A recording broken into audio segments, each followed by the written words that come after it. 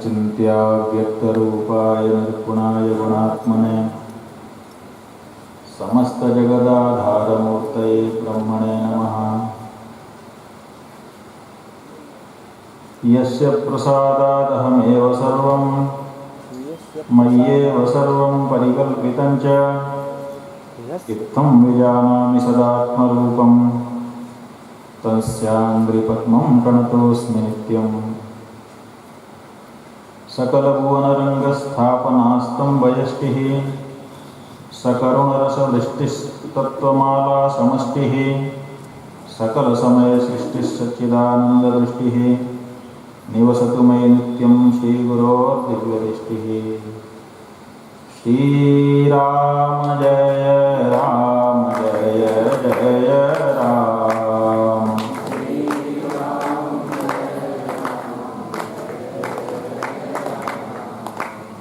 श्रीराम जय राम जय जय राम।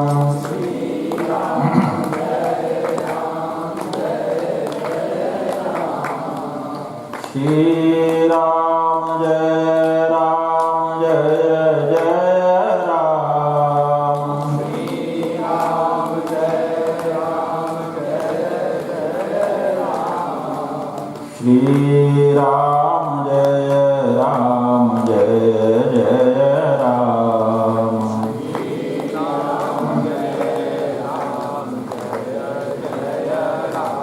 धर्म की अधर्म का प्राणियों में विश्व का गो माता की गो हत्या जगत गुरु शंकराचार्य भगवान की नमः। पार्वती पतये हर हर महादेव। सृष्ट्वा चराचरमिदं तपो योग समाधिना अध्यास्ते सर्वविष्णेभ्यः परमेष्ठी निजासनम। सारे चर अचर जिसमें विद्यमान है उस संसार को बना करके भगवान ब्रह्मा परमेष्ठी पद पर विराजमान हो। ये ब्रह्मा जी का जो पद है उसका नाम परमेष्ठी। परम का मतलब होता है सर्वोच्च और ष्ठी ये स्था गति निवृत्तो धातु से आया है, माने सर्वोत्तम स्थान पर विराजमान हो गए। कार्य जगत के सबसे बड़े पद पर भगवान ब्रह्मा विराजमान हो गए और विराजमान होकर सृष्टि की रचना भी कर रहे थे और जहाँ से कोई खास मांग आती थी उसको भी पूरा कर रहे थे। इसीलिए जब हिरण्याक्ष और हिरण्यकशिपु दोनों भाइयों ने तपस्या की तो उनको भी वरदान देने के लिए ब्रह्मा जी ही पहुंचे। हिरण्यकशिपु जिसके पुत्र प्रहलाद हुए उनका चरित्र प्रसिद्ध है। उन्होंने ब्रह्मा जी से वरदान मांग लिया कि मैं किसी से न मरूं,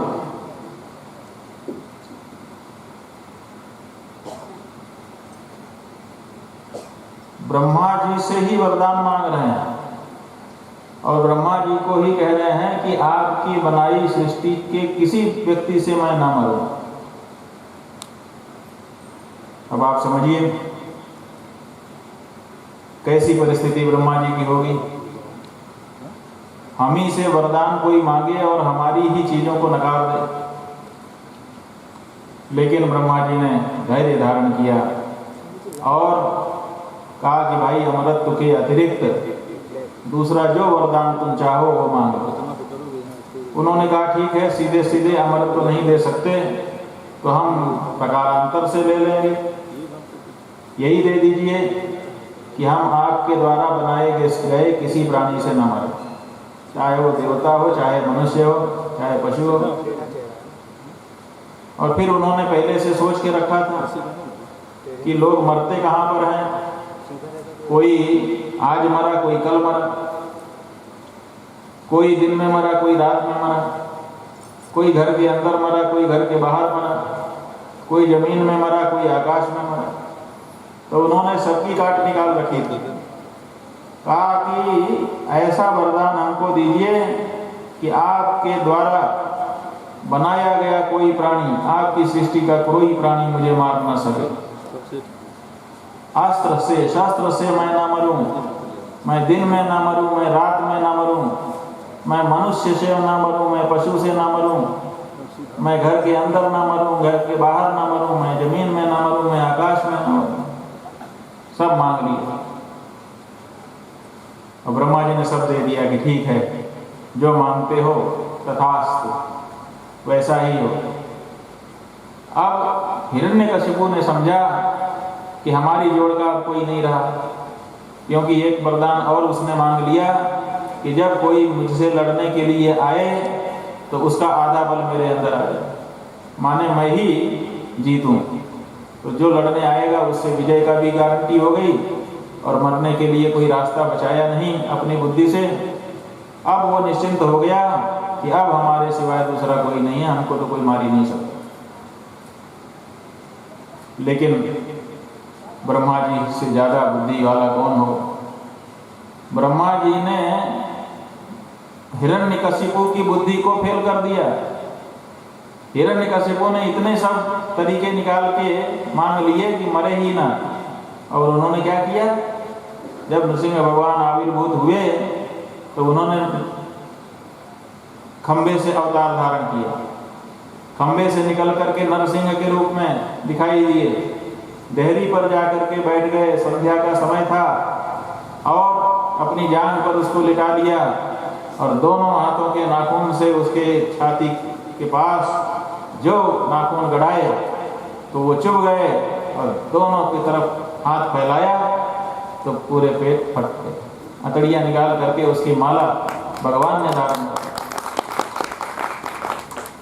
लेकिन ऐसे नहीं किया। पहले हिरण्यकशिपु से कहा कि हिरण्यकशिपु देख, तूने मांगा था कि ब्रह्मा की बनाई सृष्टि से कोई ना मरे, मैं ना मरूं, तो देख मैं ब्रह्मा का बनाया हूं। कहा नहीं महाराज, ब्रह्मा के बनाए तो मैथुन सृष्टि से आते हैं, आप तो खंबा फाड़ के पैदा हुए, ना आपके बाप का पता ना आपके माँ का, इसलिए आप ब्रह्मा की बनाई सृष्टि के नहीं। कहा अच्छा देख, इस समय दिन है कि रात? तो संध्या का समय था, ना दिन थी ना रात था। कहा ना, ये तो ना दिन है ना रात। कहा अच्छा देख, मैं मनुष्य हूँ कि पशु हूँ? कहा महाराज आधे मनुष्य हो आधे पशु हो। कहा नहीं, एक बोल। कहा एक तो नहीं बोल सकता, तो ना तो आप सच में पूरे पूरे मनुष्य हो, ना तो पूरे पूरे पशु हो। कहा अच्छा ये बोल कि इस समय तू कहाँ है, घर के अंदर है कि बाहर? तो देहरी पर था। बोला ना तो अंदर ना बाहर। कहा अच्छा देख, तू इस समय धरती में है कि आकाश में? तो जांघ पे लेटा हुआ था भगवान की। बोला ना तो मैं धरती में हूँ ना तो आकाश में हूँ। कहा तो अब कोई रास्ता है? ये मेरे नाखून देख, ये अस्त्र है कि शस्त्र है? कहा नाखून ना शस्त्र में आता ना अस्त्र में आता। कहा अब तो कोई बाधा नहीं है, अब तो मैं तुझे मार सकता हूँ, और मार ही दिया। तो बुद्धि तो हिरण्यकशिपु ने लगाई, लेकिन ब्रह्मा जी के आगे चली नहीं। इसका मतलब ब्रह्मा जी कितने बुद्धिमान, बड़े से बड़ा बुद्धि वाला, बड़े से बड़ा कानून पेंच लगा दिया, लेकिन उसमें से भी रास्ता ब्रह्मा जी ने निकाल दिया। ऐसे बुद्धिमान गुरु जब हमारे हों तो कितना ही हमको नवग्रह छेंक लें, इधर से नहीं निकलने दूंगा, इधर से नहीं निकलने दूंगा, लेकिन अगर हमारा गुरु बुद्धिमान हो, ब्रह्मा जी जैसा हो, तो उसमें से भी वो रास्ता निकाल करके हमको आगे बढ़ा देगा। हमको कोई बाधा पहुंचा नहीं सकता। ऐसे ब्रह्मा कहते हैं कि ब्रह्मा जी जो हैं उन्होंने बड़ी अच्छी अच्छी शिक्षाएं दी। एक बार की बात है कि ब्रह्मा जी ने देवताओं और दानवों दोनों को भोजन पर बुलाए, आप लोग आइए भोजन करिए। तो सब लोग आ गए। ब्रह्मा जी का निमंत्रण कौन ठुकराए। ब्रह्मा जी ने पंगत लगा दी, सबके सामने भोजन परोस दिया और कहा कि भोजन तब शुरू होगा जब हम कहेंगे। तो सबके सामने भोजन की थाली आ गई और ब्रह्मा जी के वो लोग जो भोजन परोस रहे थे वो लंबी लंबी खपच्ची ले आए और खपच्ची के साथ रस्सी भी थी और सबको कहा कि आप लोग अपना हाथ ऐसे सीधा करिए। तो सब ने अपना हाथ सीधा किया। तो जहाँ से ये मुड़ता है ना कोहनी, इसी में खपच्ची लगा के और बांध दिया। अब देवताओं का हाथ भी मुड़ता नहीं था और दैत्यों का हाथ भी मुड़ता नहीं था। दोनों सबके ऐसे सीधे हाथ हो गए। सीधा हाथ से मुंह में थोड़े आएगा बोले। कहा कि सबके हाथ बन गए। कहा जी सबके बन गए। तो ब्रह्मा जी ने कहा खाइए, भोजन शुरू किया जाए। हर हर महादेव। देवताओं के हाथ ऐसे बंधे हैं, दैत्यों के हाथ ऐसे बंधे। अब आप बताइए कि कैसे कोई भोजन करे। ब्रह्मा जी थोड़ी देर चुप रहे। घोषणा के बाद फिर कहने लगे, अरे दैत्यों, अरे दानव, आप लोगों ने अभी तक शुरू नहीं किया, शुरू करिए। आपके सामने सब चीजें परोसी जा चुकी। अब सब लोग ब्रह्मा जी का मुंह देखने लगे कि ये क्या कह रहा है, समझ में ही बात नहीं आ रही। फिर ब्रह्मा जी ने कहा कि आप लोग विलंब मत करिए, भोजन शुरू करिए। तो दैत्यों ने सोचा कि ये ब्रह्मा जी हमारी खिल्ली उड़ा रहे हैं, हमको खाने देना नहीं चाहते हैं। तो ब्रह्मा जी के प्रति वो थोड़ा सा रोष में आ गए। देवताओं ने सोचा कि ब्रह्मा जी अगर ऐसा कर रहे हैं तो जरूर इसमें कोई तात्पर्य होगा। कोई भी विद्वान बुद्धिमान व्यक्ति जब कुछ कहता या करता है तो उसके द्वारा की गई बात के छोटे से छोटे आचरण में भी कोई संदेश छिपा हुआ हो। देवताओं ने कहा अगर ब्रह्मा जी ने ये किया है तो जरूर इसी के माध्यम से कुछ न कुछ कहना वो चाहते हैं, जरा बुद्धिमानी से अपने लोग सोचें। तो देवताओं ने सोचना शुरू किया तो उन्होंने समझ लिया। उन्होंने कहा ब्रह्मा जी का आदेश है खाने का तो अपने को तो खाना पड़ेगा। अब हाथ सीधा बांध दिया गया है तो उठा करके अपने तो खा नहीं सकते, लेकिन बगल वाले को तो खिला सकते हैं, अपने नहीं खा सकते। तो उन्होंने यही रास्ता अपनाया, पत्तल से भोजन उठा के अपने बगल वाले के मुंह में डाल दिया, बगल वाले ने भी हाथ से उठाया अपने बगल वाले के मुंह में डाल दिया और इस तरह से देवता तो भोजन करने लग गए। और दानव ने सोचा कि हम क्यों खिलाएं किसी को, हम ही खाएंगे, कोई ना कोई रास्ता होगा। अब हाथ तो मुड़ नहीं रहा था, सीधे मुंह से खाएं तो कुत्ते जैसा खाना हो जाएगा। बेचारे बड़ी समस्या में पड़े, भूखे प्यासे रहने की नौबत आ गई। उन्होंने पत्थर उठा के फेंकना शुरू कर दिया, बहिष्कार करो ब्रह्मा जी का, ब्रह्मा जी ने हमारे साथ अच्छा व्यवहार नहीं किया। तो ब्रह्मा जी ने ये कार्य क्यों किया? क्योंकि इसी कार्य के द्वारा, अपनी इसी लीला के द्वारा ब्रह्मा जी शिक्षा देना चाहते। उनकी शिक्षा क्या थी? उनकी शिक्षा थी कि सह अस्तित्व, सहकार, सहयोग। आप अपने लिए ही नहीं जियो, आप दूसरों के लिए जियो। दूसरों के लिए अगर व्यक्ति जीने लगे तो भी उसका काम चल जाएगा, क्योंकि जब हम किसी के लिए जिएंगे तो कोई ना कोई हमारे लिए भी जीने लगेगा, तो उसका भी पालन हो जाएगा और हमारा भी पालन हो जाएगा। ये सहकार की भावना, एक दूसरे के प्रति सम्मान की भावना ब्रह्मा जी ने अपनी इस लीला के द्वारा लोगों को सिखाई। लेकिन देवता ही इसको सीख पाए, दानव नहीं सीख। क्यों? क्योंकि प्रवृत्ति, तीन तरह के लोग संसार में होते हैं। एक सत्व गुण प्रधान होते हैं, एक रजोगुण प्रधान होते हैं और एक तमोगुण प्रधान लोग होते हैं। जो सत्वगुण प्रधान हैं वो सोचते हैं कि कोई दुखी ना रहे।